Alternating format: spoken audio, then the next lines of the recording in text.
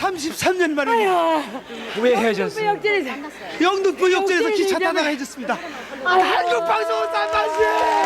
The true cost of war is born by the separation of the people. And when the world stands still in inaction, revolution becomes indispensable to rewrite the history of those who endure. Amid the 20th century, division and polarization dominated the globe. Along the 30th parallel, the Korean War severed more than a peninsula. It shattered families, isolating kin within the ruins of their own land. Buried under 30 years of government inaction and deficient technology, to be separated once meant to be lost forever. This despair ruled the nation until the Korean Broadcasting Service launched the program Finding Dispersed Families, revolutionizing color television into a humanitarian tool to reunite families. This world-first broadcast remodeled the medium of television and sparked unprecedented reactions to recognize divided families worldwide, forcing lasting reforms in how governments address the human cost of war. Little did the world know that this televised miracle would stand at the forefront of broadcasting history.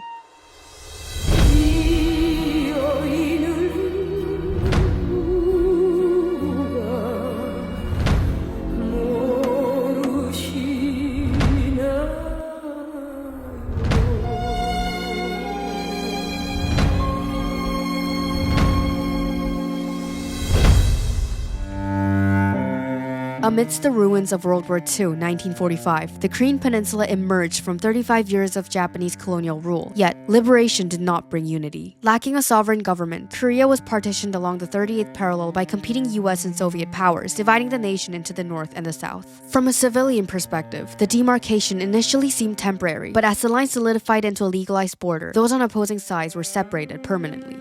미군이 원체 세니까 좀 있으면 이제 여기 이제 올라간다. 근데 뭐 멀리 갈 거 없지 않냐? 며칠만 여기서 얼마만 기다리다 보면은 다시 고향에 갈 수 있다.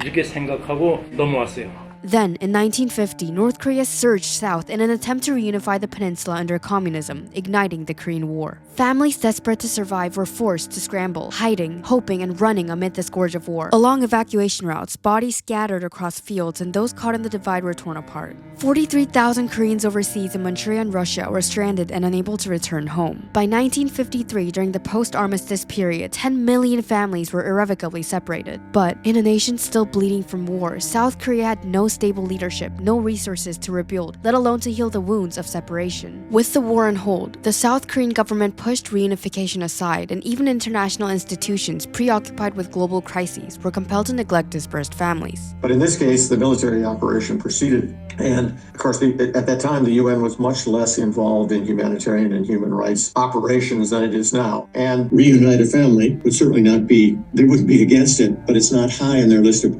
priorities. Nearly 20 years after the armistice, small efforts began to emerge. In the early 1970s, dispersed families turned to newspapers and radio, placing brief advertisements and reading names aloud, hoping that someone might recognize them. Radio programs such as To Our Compatriots in Sakhalin and Afternoon Crossroads brought stories of family separation into the public sphere. But words on paper and voices on the radio could not bridge the political divide of a nation torn apart. Within the Cold War framework, the South Korean Red Cross attempted joint family reunions, only to be perceived by the North as political threats. Despite both sides yearning for cooperation with numerous failed meetings, as the North prioritized political survival over humanitarian outreach, inter-Korean cooperation dissipated. Yet, though institutional efforts stalled, enduring persistence soon overturned the trajectory of the nation. On June 30th, 1983, the Korean Broadcasting System launched a one-time special intended to mark the 30th anniversary of the Korean War. Conceived as a minor morning segment, the broadcast aimed to harness the nascent technology of color television, leveraging mass media to locate families severed. Hosts would begin by presenting individual stories, and if descriptions matched, regional stations would link participants via live split screens. Despite modest expectations, the studio's phone lines were paralyzed by an immediate flood of calls and applications from families seeking even the slightest chance of reunification. Thousands of citizens poured into the streets, besieging the KBS headquarters. This overwhelming response propelled KBS to launch the extended broadcast, Finding Dispersed Families. And by morning, 800 individuals packed the public hall. Clutching faded photographs and handwritten signs, each participant stood in the studio, praying the program would work a miracle and find their lost ones. Then, just 30 minutes into the program, the silence broke. Shin Young-suk, separated during the January 4th retreat, recognized the faces of her siblings in a piercing cry that echoed not just in the studio, but in the living rooms across the peninsula.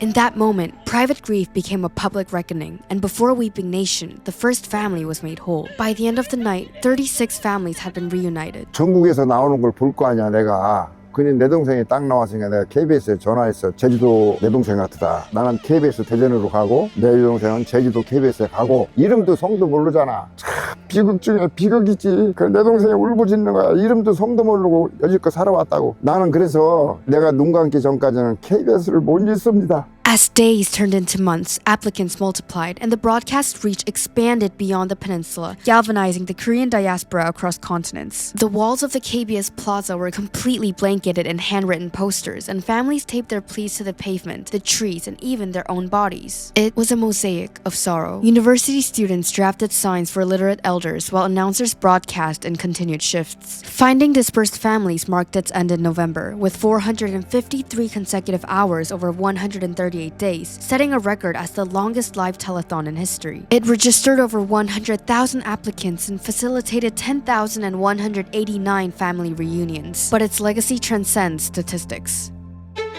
In the early 1980s, South Korea's telecommunications infrastructure was in its infancy. It wasn't until 1984, fueled by the broadcast, that color TV ownership surpassed 50%. At its peak, the program captured a staggering 78% viewership rating, a record unrivaled to this day. The unfiltered accounts of separated Korean families exceeded cultural barriers, reaching 25 nations and headlining global media outlets. The program received major recognitions, including the 1983 award for Most Humanitarian Program and the Gold Mercury ad honorem. The broadcast continued to gain international visibility as global leaders spotlighted the program's revolutionary use of media. I've heard about the program that uses television to reunite families that have been torn apart.